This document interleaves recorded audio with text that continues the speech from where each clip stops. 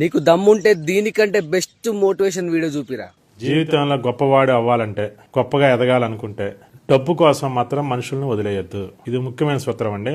ముఖ్యంగా మనతో పాటు పుట్టినటువంటి వాళ్ళు, అన్నదమ్ములు, అక్క చెల్లెళ్ళు, అమ్మ నాన్నలు, అత్త వాళ్ళు, మేనమామలు, డబ్బు కోసం వాళ్ళని వదిలేయద్దు.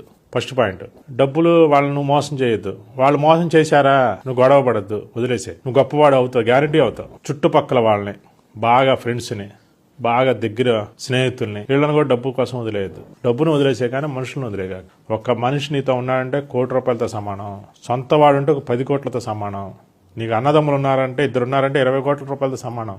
అక్క చెల్లెళ్ళు ఉన్నారంటే 100 కోట్లతో సమానం. ఎందుకంటే వాళ్ళ చూపించే నీ ప్రేమ, ఆప్యాయత, మీ పిల్లలు వాళ్ళు చూపించేంత ఆప్యాయత ఎవరు చూపించలేరు అసలు. సపోజ్ నిన్ను తీసుకెళ్లి ఒక చంద్రమండలంలో నీకు ఒక అవార్డు ఇచ్చారు, నీ సొంత వాళ్ళు చుట్టాలు ఎవరు లేరు, నీకేం ఆనందం ఉండితే?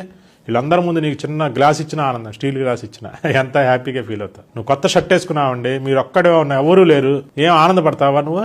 వీళ్ళందరి ముందు కొత్త షర్ట్ కాదు, కొత్త పనిని కొనుక్కున్న ఆనందంగా ఉంటావు. అందుకనే ప్రతి ఒక్కళ్ళు డబ్బుల కోసం మనుషులను వదిలేయద్దు. మనుషులు చాలా విలువైన వాళ్ళు, సొంత వాళ్ళు చాలా గొప్ప వాళ్ళు.